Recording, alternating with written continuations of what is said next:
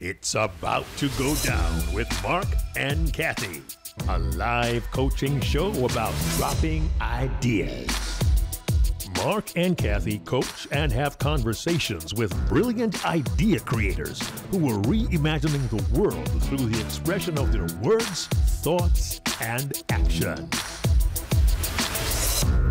Hey, everybody, it's about to go down. I'm Cathey Armillas. And I am Marc Williams, and I am so super excited because we've got an amazing friend joining us today with an idea that is just going to blow your mind. So let me set the stage now.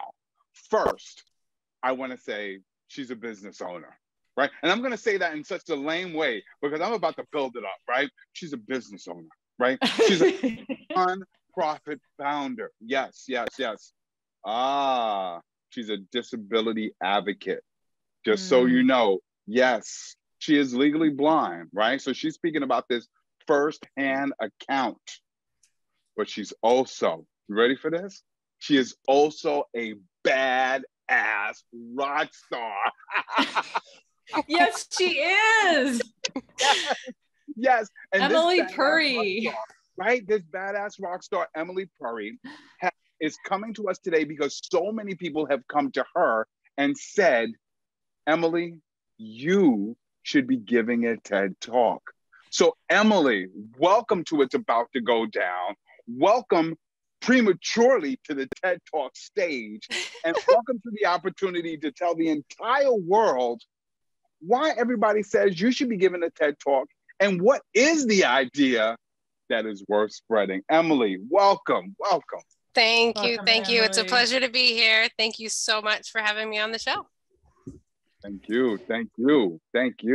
So Emily, why does everybody keep coming to you and telling you that you should be giving a TED Talk? What do they want you to talk about? Oh, I don't really know. No. Well, I have built businesses, two of them, a nonprofit and a for-profit, based on the disability advocacy industry, I guess, if you will, or realm of work. And so as a person with a disability, I'm legally blind. I have macular degeneration. Funny story, maybe we'll tell it later, but I never thought I'd be a disability advocate. I never thought I would be doing the work I'm doing. That was never an idea. I always was like, nope, not doing it as a kid. But it was about 10 years ago that I realized that I do have a voice, and I have a voice that can speak for not only myself, but also for the disability community. So as I started speaking, as many of you will realize here, I'm not the most polished and professional. I'm just a very down-to-earth. I like to keep it real, I guess, is what people have always known about me. And so that's what it comes down to, is people saying I really need to give a TED Talk based on my idea, especially for my nonprofit, and really get the word out about building awareness for disability, and not just for those of us already in the community, but for all of you that can join our community at any time. So that's kind of the big picture there. Yeah. Emily, I love that. Emily, can you give us a little bit of background? I mean, Marc and I know, but just for the audience, so we can kind of set the stage on how we can talk to you about if you were to give a TED Talk, tomorrow or the next day. Maybe tomorrow's a little too soon, but what that, we're going to try to pull some pieces into the story, but give us a little bit of background of your disability and your blindness and how it's been progressive. And then you also had something happen to you a couple of years ago as well, right? Yeah, I did.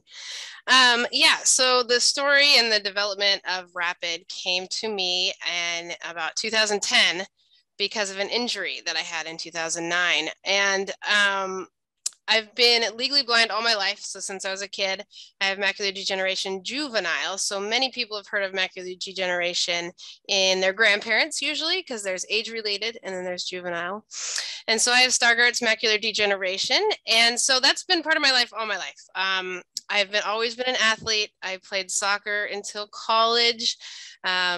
But progressively over the years, I've just been losing my sight. So my central vision is slowly leaving me, so I can see better out of my peripheral vision. The hole kind of in the middle of my vision is getting bigger and bigger, and they don't know if it will stop. They don't know what the progression really is. It's not really, they don't really know.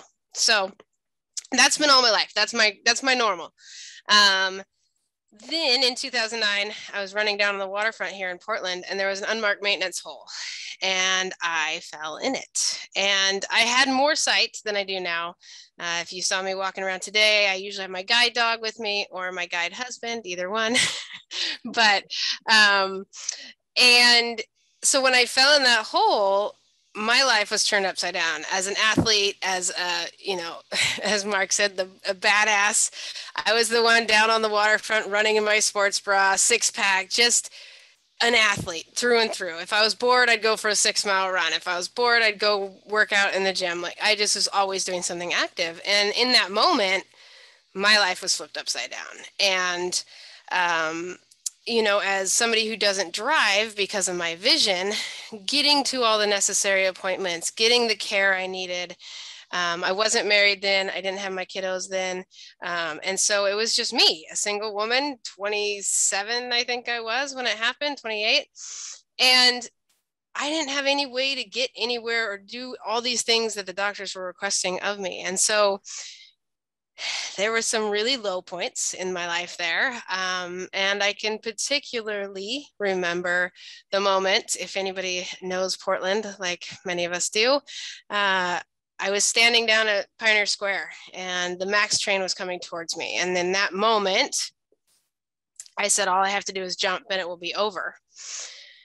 And I still tear up today telling the story, because the only reason I didn't is because my mom and my sister flashed in my eyes. I said, I can't do that to them.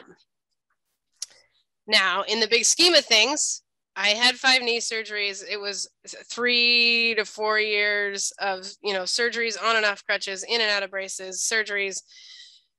I lost everything, moved back with my parents, had to find a new career field because I was a personal trainer and massage therapist at the time. All my life flipped upside down. In the scheme of things, it was a minor injury. And if I had that thought in that moment, what are other people thinking that have much more serious, or, losing a limb, or paralyzed in any of the limbs, or, regions, quadriplegic, paraplegic. So there's so much more challenging injuries to overcome that if I was thinking this, I knew other people were as well. And so in the last 3 years, I founded officially Rapid in 2019. I've met many of those people who have either been in the situation or people who know people who have taken their lives because of that same situation. So that's the big picture, I guess. Wow. Emily, can you tell us really quick about Rapid? What Rapid does? So Rapid's a nonprofit that helps people with disabilities and veterans with disabilities accept, embrace, and thrive in their lives. And the big goal, obviously we're not there yet as a new organization, is to build a facility. So we would be a transition facility post-hospital. So wounds are healed. Currently, if you have an injury or an accident, you go to the hospital, you may do some rehabilitation. And as soon as you're fairly healed and you can, achieve basic life functions, they tend to send you home. Well, what people don't understand that they quickly learn in this situation is there's so much more to healing than just those wounds. You have your counseling, you have your physical therapy, you have your occupational therapy. You may need a career change. You may need a guide dog. You may need a variety of things. And they give you a list of things to do and suggestions, and they say, good luck. And like myself, going to 3 doctor's appointments a week, going to physical therapy, getting my pain medications, which is a whole nother thing that we could go on, but pain medications, pain management plans, etc. I couldn't physically get to all those things on crutches, in braces, on buses. and relying on people all the time just isn't feasible. And so Rapid's facility will be that transition point from hospital to home, and looking at the wraparound services that are provided to get your home ready. What if you're a wheelchair user now and your home isn't accessible? You have to get renovations. It has to be remodeled. You have to move. There's a lot that can happen, but where do you go in the meantime? And so Rapid's that temporary facility. It's a residential facility, but it also focuses on the health and wellness of people with disabilities. If you look at the statistics of people with disabilities and their health, we're significantly higher obesity rates, binge drinking rates, smoking rates, drug and alcohol use. All of the bad things are significantly worse for people with disabilities. And it's not because of not wanting to have these things in our life. It's a combination of lack of access and lack of services. And so Rapid would be that place that people can go. And in the meantime, we're providing programs to people with disabilities around health, wellness, and well-being. So. Wow. Marc, just to add another layer really quick, one of the things that Emily does, so there's things that, you said all of these things is right. She's business owner, nonprofit founder, badass, rock star.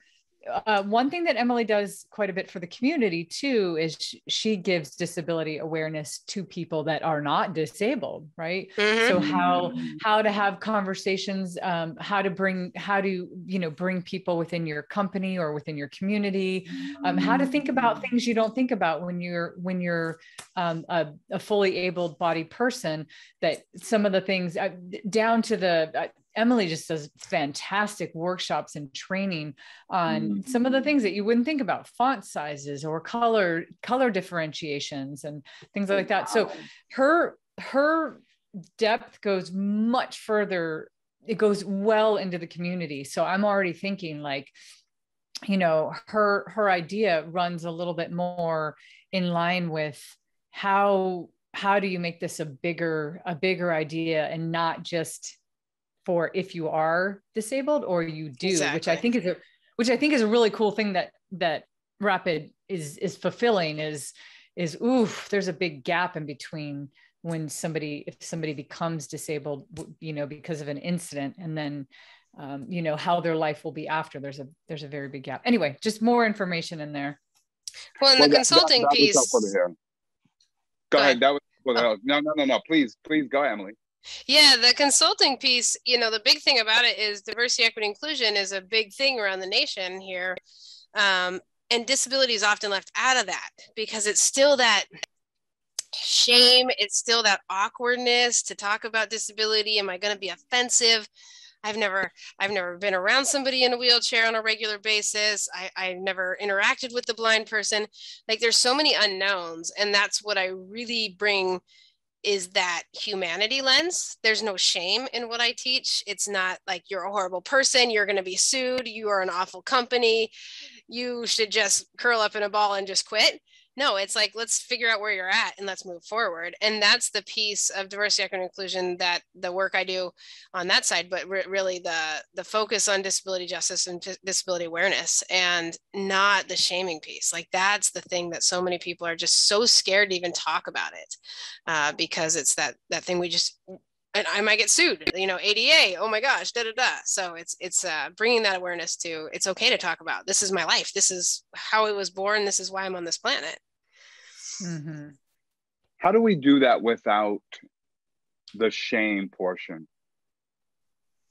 It's just like anything else. We all love Brene Brown, and as soon as you put words and you verbalize the shame, it's no longer shame. It's just accepting where you're at. Emily, I have never helped a blind person across the street. Am I supposed to help them? Am I supposed to take their arm? Do they take my arm? I just don't know. And then you're like, okay, cool. You don't know. Now let's move forward. And I'll give you the answers and give you the best answer. But guess what? It's going to be up to each individual. But it's naming it, saying, I don't know these things. And if you're a true advocate, you're going to meet people where they're at and bring them along the journey, not shame them for even trying to get on the pathway. Hmm. Uh, I love that. Yeah, well, that's why I asked that question. Go ahead, Cathey. Oh, one thing that you said, Emily, we're at this stage too, Emily, where I love these conversations. And I know Marc does too, where we're listening to you and we're soaking in everything that you're saying. And we're like, wow, there's probably a million ideas here. Who are we talking to? What are we trying, and so we're still in that brainstorming mode, but you said something that really like hit me. You said that with your own condition that your peripheral vision is actually good or getting better because of the central vision is getting worse. Is that correct? It's not getting better. It's stronger than the central. It's stronger. It's stronger than the central. Okay. It's not, nothing's getting better in these eyes. it's the peripheral vision is better than the central vision. Yeah. Gotcha. And it made me think about even it's an interesting analogy to, I think, what you're hoping that the community awareness is that we need bigger peripheral vision, right? We need that vision. I like what you did there. All right. I know. Well, I was thinking about it as a soccer player, and Emily knows this. She played soccer, another badass move on her part, by the way. Yeah. I can see those that six pack is there. I see it. Like it comes through on Zoom, but in soccer, you have to have massive peripheral vision. Yeah. You have to be able to like see everything around you in order to pass a ball. If you look down, you're done. Like if you look down and you lose your peripheral vision, you're done. And I just wonder if part of the idea in what, we would, she would bring this to a TED stage or to the communities is about having a little bit more peripheral vision to include more people, Yeah. And she speaks on DEI just in general. I mean, you can go into it really quick, Emily, but she has got the most, if you're looking at Emily Purry and you think you're like, oh, she's just a white woman. Like she will shock you. That's the best part when I get up and I put is the best part. My family up. So yes, my husband's Black. My kids, I have 3 kids. They're mixed race, all of them. My brother married a Japanese woman. My nephews are Japanese and white. We have a close relative that is part of the LGBTQIA community. My brother, my daughter, my oldest daughter, and myself have disabilities. And I think there's something I'm missing, but your father. That's my dad's gay and has a partner. And my dad's partner has an adopted son who's half Hispanic. Oh, you got the whole world identified right there. We keep joking around. We keep joking around with our kids that they have to marry something that's missing in the family. You have to add to the bigger to everything. Yeah, I love that. Yes. Which again, Marc, I mean, let's talk about this for a second, right? I'd love to hear your thoughts, Marc, but right. So she also didn't come into the space of talking about, EDI or DEI, whichever way you want to say it. She didn't come into it and just say, hey, there's just one little piece here. She has a lot of peripheral vision in there as well. Yeah, well, here's what I'm curious about. And by the way, there was a line you said earlier that really resonated with me. You said there's so much to healing than just the wounds. I love that. There was something very eye-opening. Here we go with the extended metaphors again, but there was something very eye-opening about that line, right? Mm-hmm. Here's what I'm curious about, Emily. And I think Cathey asked a very good question. Who do you want to speak to?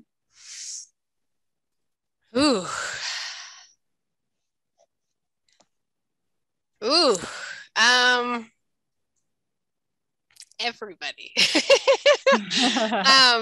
So that maybe that's one of my big questions. And the coaching piece is, so the majority of my corporate training is corporate businesses, governments love me. And so there's that population, and the employment piece.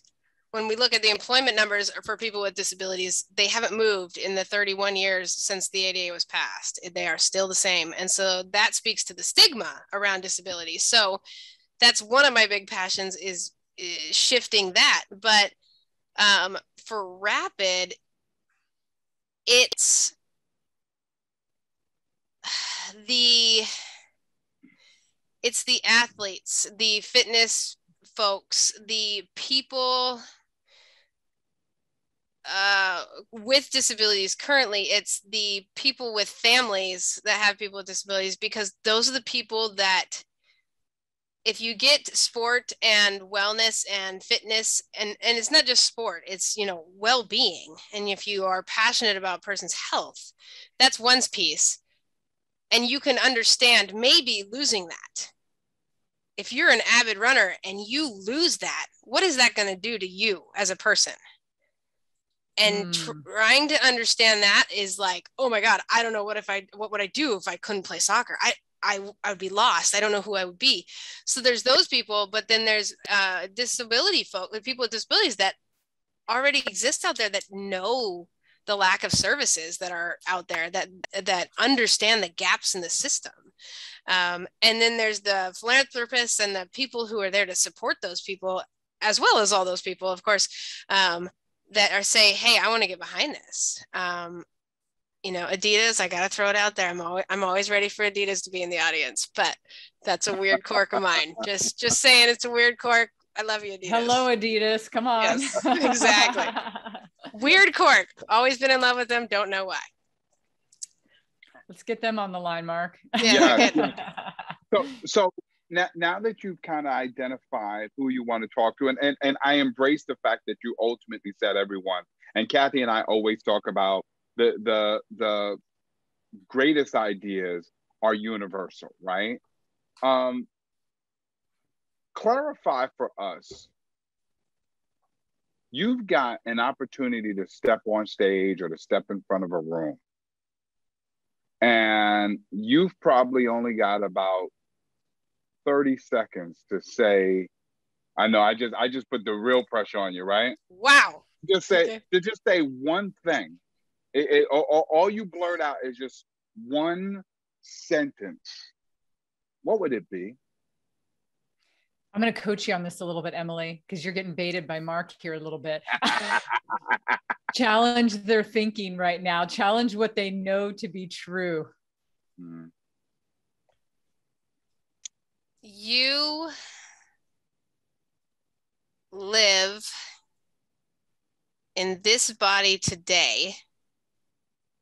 You never know what body you'll live in tomorrow. Wow. Wow. Emily. That was a good one. I'm pretty proud of myself for that. Great one. Way to go, Emily. You get an A+ on that. And Marc, way to push her into that space. Wow. That you made. One sentence. Holy moly. You really put her on the spot. I know. Jeez. But see, she's a rock star. So she delivered. I knew you could deliver.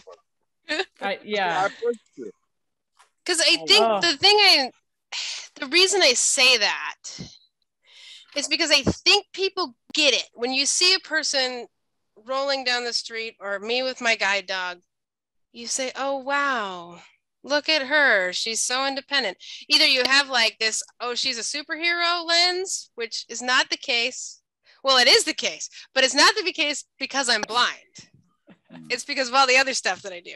But yeah, or you say, oh my God, that poor lady. Oh my God, she can't see. Oh my God. You know, or you're like, oh my God, what do I do? Panic. Do I move? Oh, I'm going to run across the street. I mean, like, people do some very interesting stuff. And so people see, able-bodied folks see people with disabilities in such a extreme light. That they either want to pity them or be proud of them or run from them. But they never like think, wow, that could be me tomorrow. And I know nothing about this population. I don't know how I would work. I don't know how I would exercise. I don't know how I would get in and out of my house. Like, I don't know any of that stuff. Nobody ever thinks of that piece until the day it happens. And then they're like, oh my gosh, what do I do? Wow. So I was already going down this path, but I have to say it out loud. I was already thinking this thing of like preparing for the unpreparable. And it seems to fit really in line with what you're saying, Emily, is if you were talking to the bigger crowd, right? Meaning the more open crowd, the crowd that's inclusive of everybody, the everybody that you talked about a minute ago, that seems to be the biggest, widest message, right? Mm-hmm. Is preparing for the unpreparable. Because even if something never happens to you, if you can actually switch your thinking from, either the extreme ones that you just talked about, like, the poor blind woman trying to get across the street with her guide dog, or wow, that blind woman's, she must be a badass. Look at her. There's kind of this extreme, and I understand where you just want to be a person, right? You just want to be exactly. It's not this like one extreme to the other. Because even if it just gets people in the mind frame of understanding the whole spectrum, I feel like if you can get people to, in their minds, prepare for the unpreparable, then they'll think different. And for the people who have recently become disabled or be in a position where their life has changed or their body, what did you say? Hopefully I wrote this down right, Marc. You live in this body today, but you never know what body you'll live in tomorrow. Mm-hmm. Then, because now we're starting to like segment your audiences here a little bit, Emily. Then you have the audience of people that have just recently had a transition, if you will, in their lifestyle. And so they are preparing, they're in the midst of preparing for the unpreparable, right? And then there's people maybe on the other side of that spectrum who, like you, Emily, who have kind of crossed over, and not that there's ever a done position, but you're now on the spot where you can actually help people because you've had to go through that. Yeah. Oh, absolutely. I don't know. And what there's do y'all that think? piece. I mean, there's the different vulnerabilities in every piece. Like the able-bodied who've never thought about it have to be vulnerable enough to say, "Oh, I didn't know about that," or "Oh, I don't know. Yeah, that's totally me when I see somebody walking down the street." And you have to be able to say that and say, "Okay, wow," and not even preparing to be that person, but educating yourself on what it's like to be that person and how to treat that person in case it's you one day. And then there's the vulnerability of the recently transitioned or the never have accepted, which is a lot of us too, the disability. Like always hated it, always has a chip on their shoulder, has never fully accepted it and been like, this is what it is. Let me just plow forward. And embrace it and just be like, well, this is it. Let's go. And that transitioned population, it's a scary place to be. You don't know what the world you've lived in all your life looks like, feels like anymore. It all feels different. It all feels uncomfortable. People treat you differently than they've ever treated you. A great example of that is I was listening to something, I can't remember his name, dang it. But he said he was this big, tall, Black African-American guy. And he said, I went from being the big, Black, scary guy to the really nice blind guy because he lost his sight. And that's the only thing that changed about him. But because he transitioned from a big, tall, athletic Black man to a blind guy, people treated him differently. The next day, he was treated differently. Wow. And nobody's ready for that transition. Wow. There are two things I want to share. One, Emily, you just reminded me of a story I heard about my grandfather. And my grandfather passed before I was born. So I never got to know my grandfather or my grandmother. I remember learning the story that my grandfather lost his sight. But he never wanted anyone to know. And so this is what, because there was just a concern about being taken advantage of, right? Less about the pity and more about that.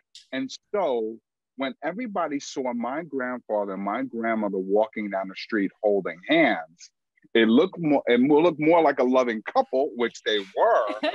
Oh But my gosh. always, yes, it was also this, Aww. I don't even want to say it's a disguise, but it was this effort to make sure that people did not pity, did not take advantage. So it just really reminded me of that. And so much of that comes from this concern that either people are going to look at you and they're going to have pity, they're going to take advantage, they might be proud, they might run away. And that really spoke to me. And what else spoke to me is something that Cathey said earlier about, you've kind of segmented the audience, right? But then I thought, no, because if you get everybody to imagine if, right? Imagine if you lost this, right? And whatever this is, it could be a physical disability, it could be anything. But imagine that for a moment, because I think everybody can relate to, what if I lost this, right? My cell phone.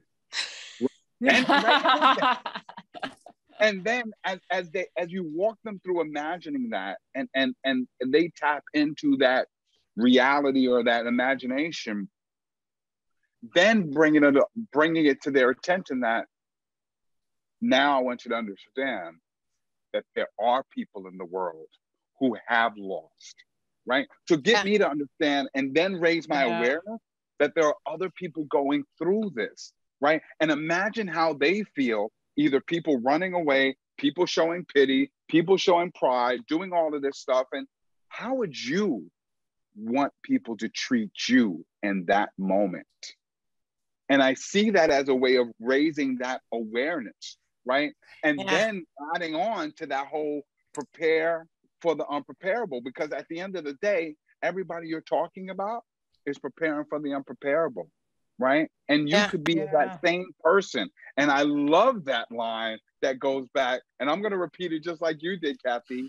You live in this body today. You'll never know what body you'll live in tomorrow. So I just wanted to play that back to you, because in my head, that was a structure that brings all of the different audiences that you want to speak to together to understand the importance of what you want to share with them. I like that,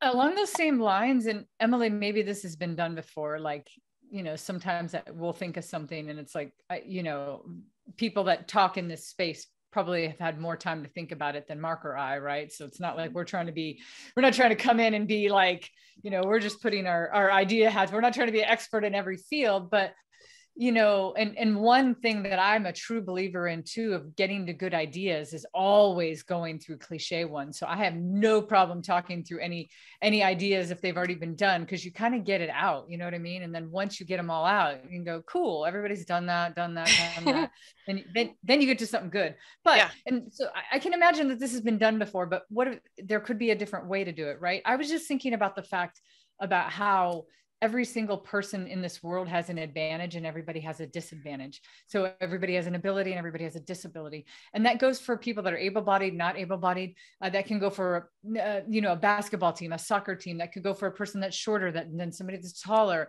We were in the store the other day and this cute little old lady asked my husband, who's 6'2.5", if he could grab her the big roll of toilet paper on the top that was all the way in the back. I couldn't even reach it. And I'm like 5'6.5". I was like, I can't reach that. So, I mean, everybody has like, and so if you go down the line, there's things that you have,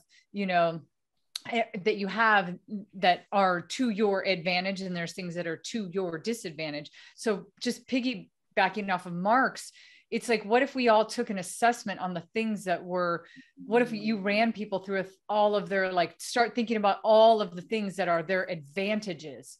Like, what are your advantages? Can you see? Okay, that's an advantage. You can ask people, can you hear?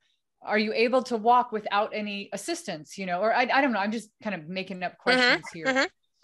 And then what if you ran through the same questions and said, like, what are the things that are not your ability, or you're not as great, or so. I don't know how to like put ability in. I don't know. I'm not sure exactly how you would word that, but it's really doubling down on what Marc said. It's like getting people to first sit in that space for a second, the awareness, but then also to look around them and think about, or, you know, people that you're speaking to and that are around them that might have different, you know, abilities, disabilities, or advantages, disadvantages, however you want to call that. Yeah.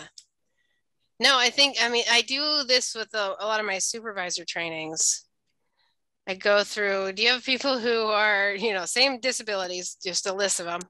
They're like, no, mostly no. And usually there's one or two, maybe, if there's big companies. And then I go through, how many people do you supervise that need help with deadlines, that need help, you know, on their reports, that need help?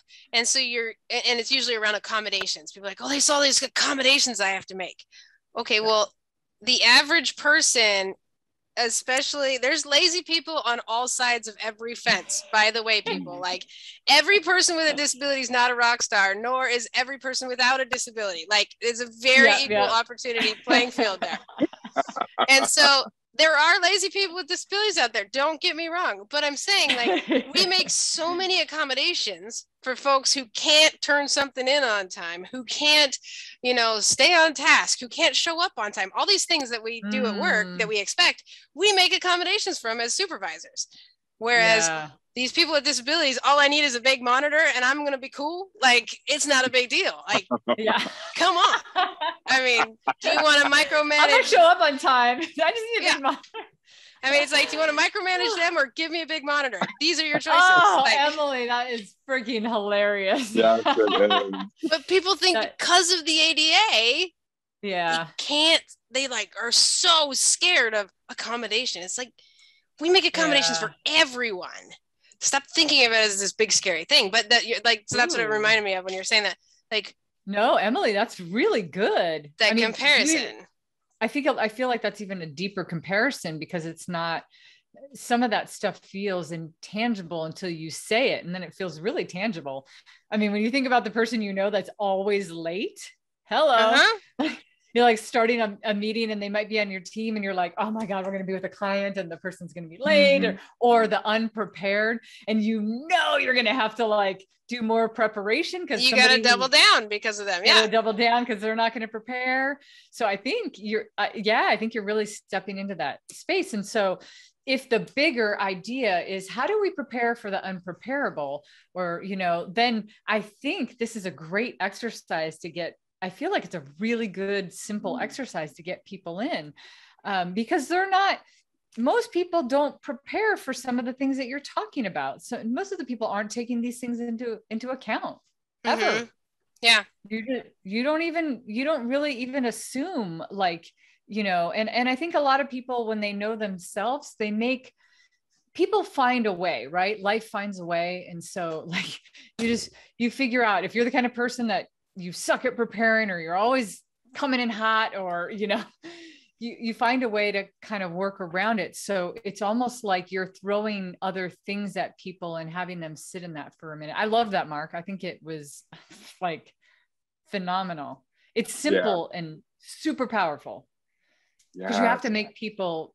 That's the problem, is people always like, our knee-jerk psychological, our brain that wants to protect ourselves is always like, oh, that's really sad that happened to this person or this, but this will never happen to me. I remember when the AIDS epidemic was strong in the 80s, and people were like, wow, that's crazy. And they'll keep doing what they're doing, no matter what that thing is that they're doing, what, you know, risky behavior in any way. Right. And they're just like, it'll never happen in their mind. They're just like, no, it'll never happen to me. Yeah, exactly. COVID, perfect example. Perfect example of COVID. It'll never happen to me or somebody that I love until it does, you know? Yeah. Then how do you prepare for that? Well, and I think the two examples of like the cell phone. Okay, everyone in the audience, you know, have you lost your cell phone? Okay, cool. You know, what if and then take him through your scenarios. Okay, we don't have our cell phones today. I need you to get online and sign up for tickets for something. How are you going to do it? Because it's a tangible thing that, especially when we talk about accessibility, which is another topic, when people make apps that aren't accessible, that's what you're doing to people with disabilities. Get your phone out and sign up. Well, I can't. Thanks. You're a jerk. Yeah. And so, Thanks but a then lot. like there's so many life things that are happening on our cell phones now that if you don't have that, and that's similar to a situation of, okay, you're in a wheelchair, go into the building. Oh, wait, there's no ramps. You can't go. I mean, so it gives them that comparison, but then also with the smaller details of life, with like the corporate example of people, you know, seeing people differently. So one's a tangible, like the cell phone's a tangible, like if you were missing a limb, you may have a tangible things that you have more trouble with than doing. You'll get them done eventually. It just might not be with your cell phone or you know, vice versa. But with the how to treat people, I like the corporate example. So I kind of like both examples if we were speaking to both audiences, just because you're taking them down two different pathways of how to treat somebody and how to understand the experience of something missing, like you were saying. You know, Emily, I just came up with another, I love this because I feel like we're in a state now where we're like piling things onto an idea, which is really good. I love this because it's like, we're kind of teasing it out a little bit, because I can see you doing so many other, and I've already sat through one of Emily's trainings, Mark. They're phenomenal. Oh, and that one was so bad. It was so fast. No, you're so phenomenal. And you do one of the most beautiful things I think you already said here too, is you sit in that really non-judgmental space. Here I am, ask me a question.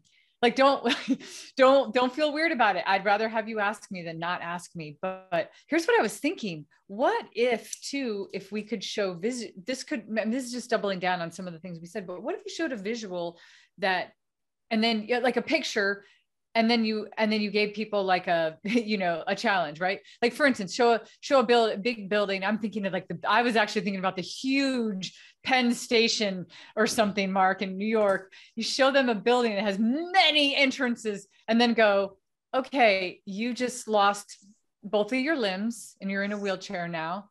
So you can't get out of it at all. How do you get into this building? Or, you know, this just happened to my brother, Emily. I know, you know, my youngest brother's blind. He told me something that was like blew my mind. He's legally blind, has been since birth, a genetic disease that he has.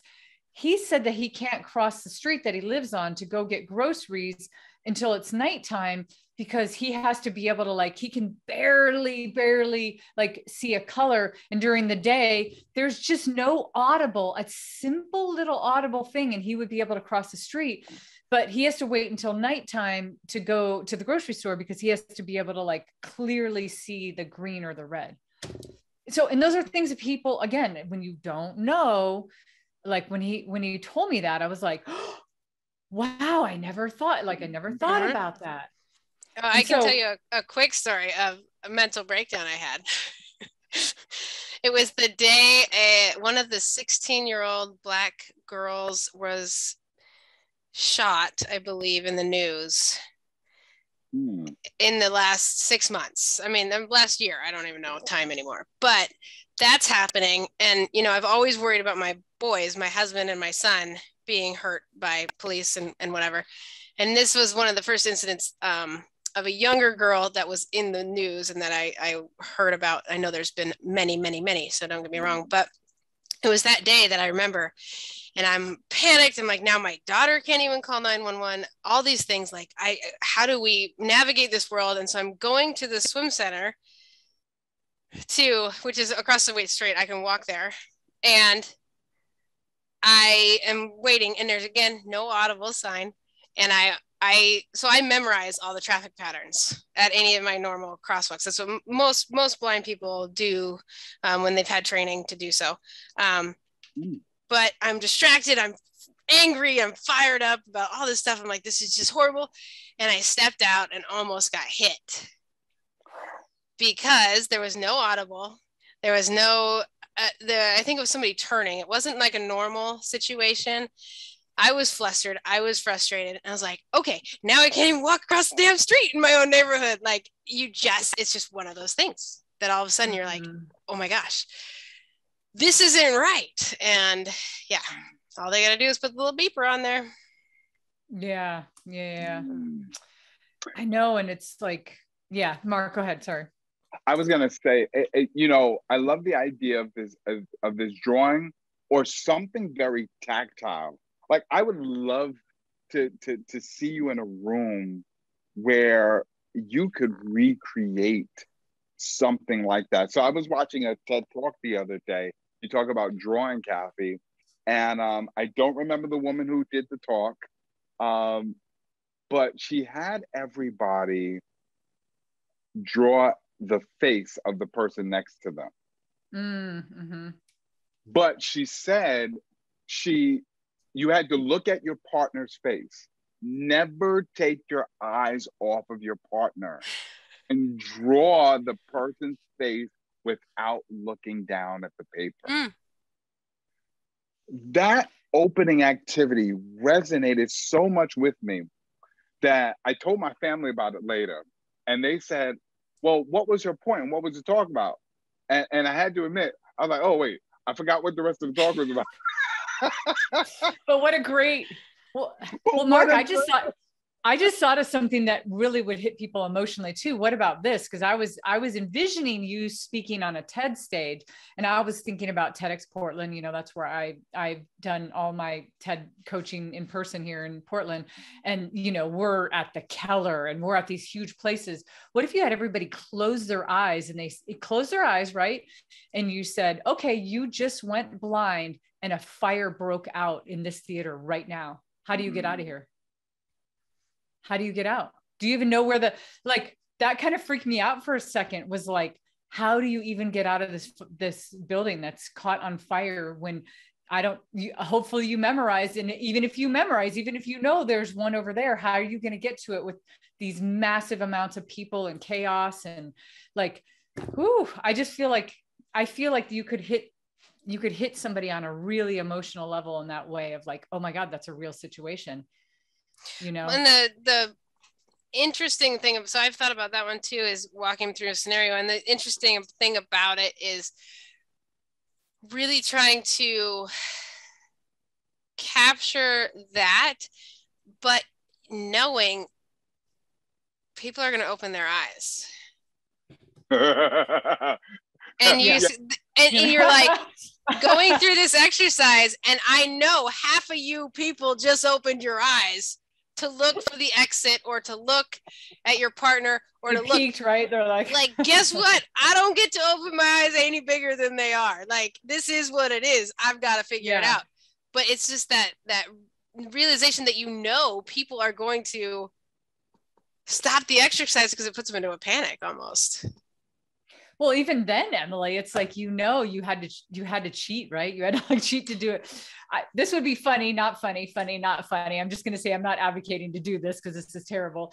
But if you actually made it, even a small group, a big group would be really bad. But if you made a small group of people try to actually get up and with their eyes closed, try to get out of a room, even if they clearly knew where the exit was, it would be not a good situation, and somebody would probably end up getting hurt. But even to be able to talk through that scenario, that I feel like that's a vivid scenario that people could really feel or understand. But it goes back to the prepare for the unpreparable, I think. And regardless of where you stand. And I even think you added some things that I don't think Marc and I thought about. I don't think there's just 3 segments, right? If you're here and you are able-bodied and you don't even know somebody that's disabled in any way. Okay. That's one group of people. Another group of people might be the recently transitioned or transitioning. There's the other group that you named, which was I forgot what you called it, but I do not accept this. Or I do not accepting it, or I'm very angry and I'm mad at the world and I'm, and then there's people more in your space, I think, that are like, okay, I've had to navigate this a lot and I want to help other people navigate it. And so at the end of the day, it more the allies, and the people supporting it and wanting to move efforts and advocacy along, for sure. And at the end of the day, aren't they all, go ahead, Marc, go ahead. No, I was just going to say, what I love about this point that's being brought up is, Emily, you had shared that when you deliver this talk, whether it be for a toy talk, another corporate training, what have you, that it's really important for you not to elicit pity. That's the thing. Yeah. Right. Yeah. And what I like about where our discussion is going is, once you can get people to understand from their own perspective, I don't know if understanding is the opposite of pity, but I do think that understanding, I think, is a step further away, a step in another direction from pity, right? Because pity's like, oh, that's so sad, you're going through it, I'm not going through it. Yeah. Peace out. Like, right. Yeah, peace out. Right? Understanding is like, oh, now I understand what you're going through, right? And so that creates that level of awareness. And what I also like about this idea is you also said that you wanted to be able to speak about and raise awareness without sounding like salesy, right? Like you're pitching Rapid, right? Mm-hmm. And by the way, I think it's great, right? We heard about Rapid at the very beginning. And since then, we've really been talking about raising the awareness. And I think as long as you stay in the area of understand what it's like, and now that you understand, what could you be doing differently every day, right? Because once you give me something I can do differently every day, now you're not selling to me, right? You're helping me, and you're helping me to help others. Mm-hmm. So I think, so that's what I've loved about the richness of what we've been discussing so far, because I think we have trailed away from pity and sales, and we've achieved awareness and progression. Yeah. Oh my God. So Marc, just to take that a little further, Emily, knowing that, you do speak, you're an advocate in all ways, and giving a TED Talk would just be the tip of the iceberg for things that you want to continue to do. I could see that part of this being prepared for the unprepared. Imagine an organization like Adidas that you're talking to, right? And if they get prepared, meaning if they understand, if you can get them in a space where they prepare for the unprepared, you've just opened a door to an organization who now goes, we can hire a lot more people with disabilities because we now feel prepared. You even said something that just blew my mind. It's like, hey, I'm going to be on time. Just get me a bigger monitor. We're cool. Like, like, and I mean, that's mind boggling too. And I think, of course, there's a lot more depth that you would talk to, in that space. But if part of your talk of the idea of getting, prepared for the unprepared is to an organization, it doesn't even have to be that it ever happens to them personally. It could just be like, here's how you prepare to pave the way to hire more people with disabilities, and stop just being afraid of it. Yeah. Stop being afraid of it, or stop being the person that's pitying the person walking down the street. Like, that's another level of being prepared. So Marc, is just piggybacking off what you just said.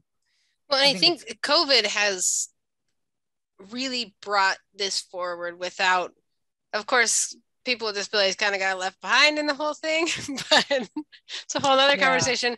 But we've had to reinvent. We've had to go hybrid. We've had to go completely, virtual. We've had to do all these things. We've had to change. We've had to adapt. We've had to do all these things. And I was giving a presentation a few months ago about returning to work and what this looks like for a lot of minority communities, but especially disability community. Like, what changed for the good? There was a lot of things that changed for the good for us, because it took a lot of the in-office issues out the door. There's a lot of things that we wish would have changed. There's lots of things that we wanted, and that went for the bad. I mean, changed for the bad. And so I think COVID has given us that lens. If people are, preparing, we stopped waiting for normal again. And that's the key. Like, when you acquire a disability, normal isn't going to be there. It's a redefining.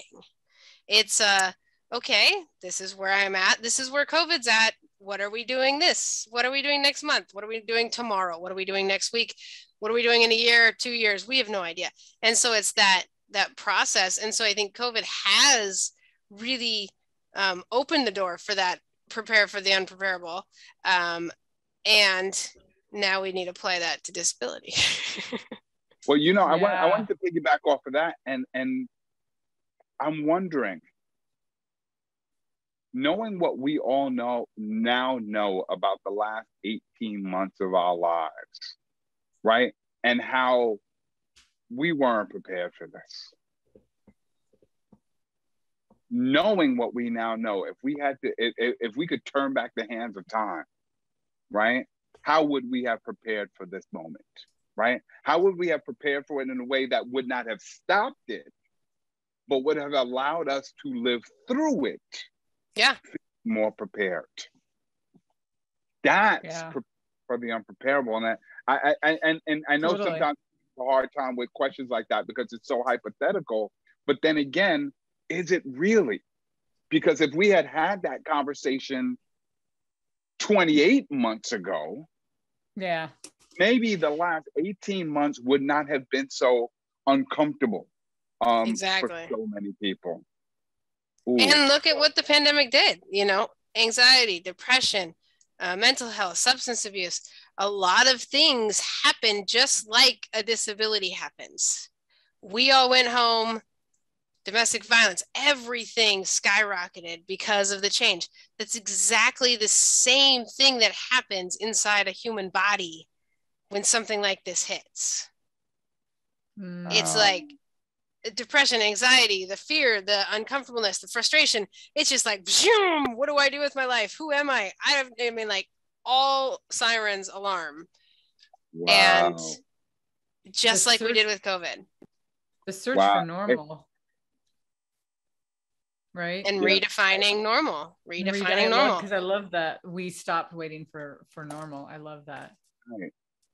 You know, I'm very curious what people would have said if they were asked, what would you have done differently 19 months ago to prepare for the 18 months? What if you only had a day? Right? Yeah. What would you have done the day before? Dang. Wow. Right? What would you have done the day before someone with a disability joined your staff? Yeah. The day before could be a powerful thing. The day before anything, right? Marc, you have not that we're going to go off on this left turn, but Marc has a crazy story about being a teacher in New York City when 9/11 happened. I mean, like, remember the story with the kids in the classroom and shutting the blinds and stuff. So like, you know, what would you do the day before being in your position, Marc? This is a powerful question. I like that question. I don't know where this came from, but I'm going to give it some snaps. Jeez. It's just, I think that's a powerful place to put people in.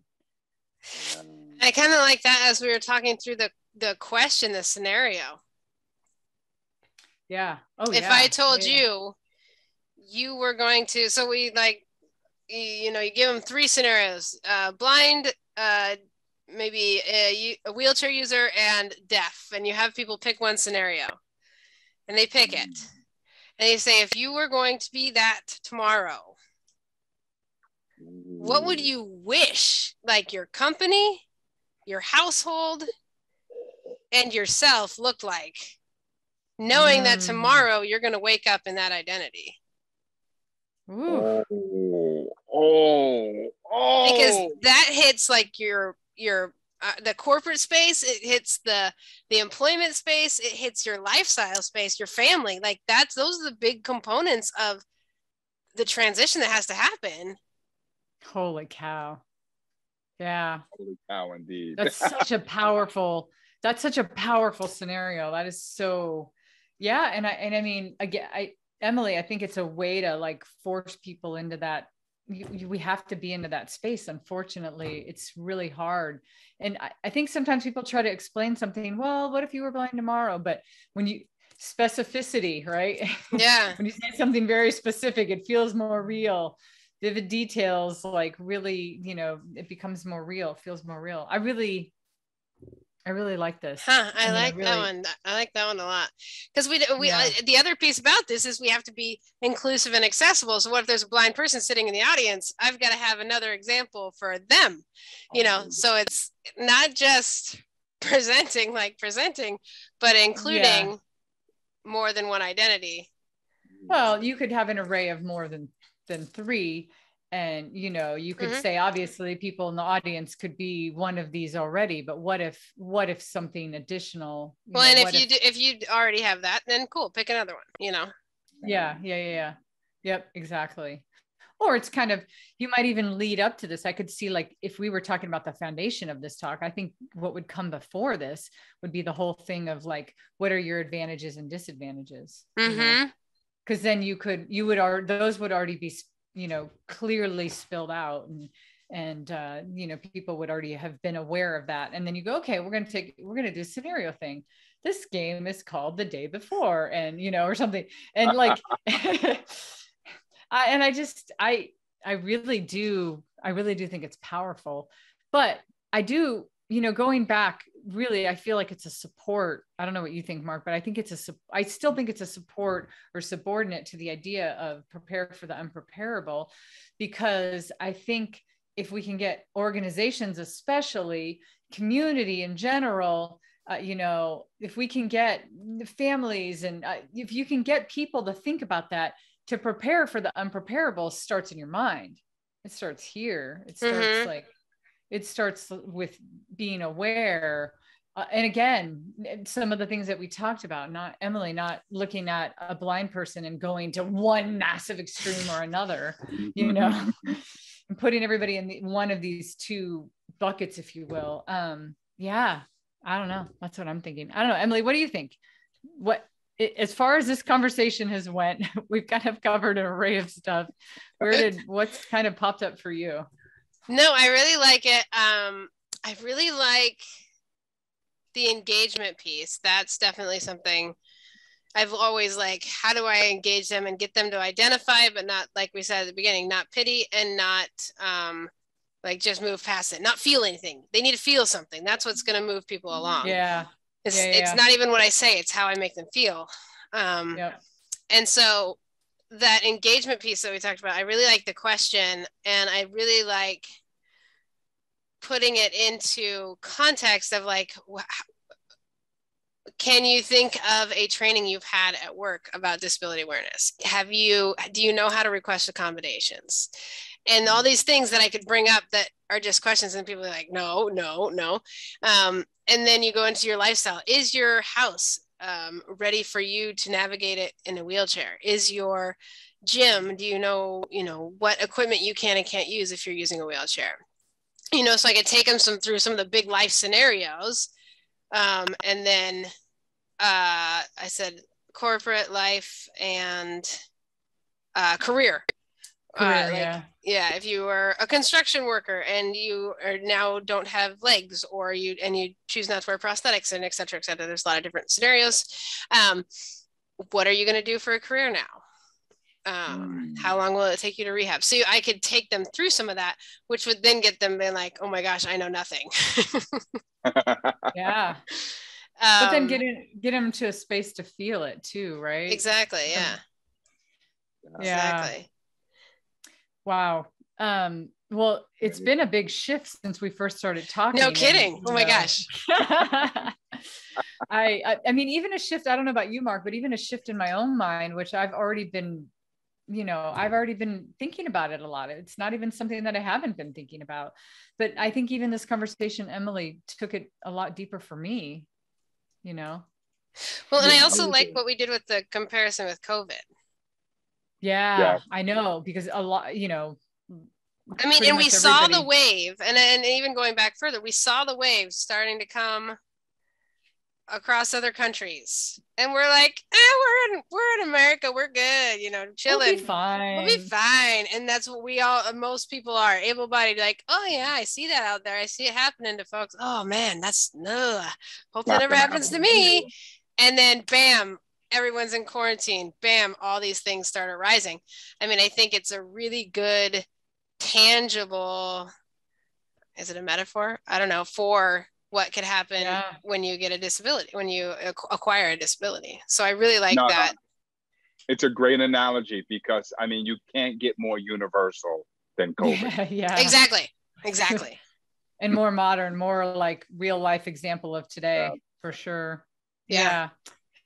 Well, Emily, we've really enjoyed having this conversation with you. Absolutely. And, you know, one of the things that, you know, I'll just put this out there for you, but also for anybody watching, is like, this is always just step one with the idea. It's like, this idea is going to grow more and more. And, you know, something that sparked today, I hope continues to grow with your work. And, you know, when you get to the point where you are standing on a TED stage, it'll be very interesting to see what ended up, you know, how this idea ended up playing out. Like, where did it end up at? But Emily, could you tell the audience, like, where they could find you or see the work? I would love for people to get involved, or, you know, try to get behind Rapid because it's such a great organization. Could you tell us about that? Absolutely. So corporate, we'll go there first. Purry Consultants is our corporate consulting. And so that's at Purry Co, just like my last name, PURRYCO.com. So that's where all of our corporate training is held. We also do it through the nonprofit if people prefer to pay a nonprofit to do the work, and the profit goes to the nonprofit. And so that's the website there. I'm on all the platforms for social, everything else, LinkedIn, Instagram, Facebook. And then for Rapid, the nonprofit, our website is Rapid, RAPID, Oregon, like the state, OREGON.org. And so we are working hard. We are raising money. We have our big second birthday party coming up in November. I'm really excited about. So that is exciting. And yeah, we're just really grassroots, trying to raise funds, trying to get an app up and running, and developed and up and running, to connect the community to health and wellness. So that's definitely my passion, is employment, and really getting people to understand disability from a positive lens and a normal lens. Bringing the humanity to disability is my focus. And then Rapid, just because an athlete, and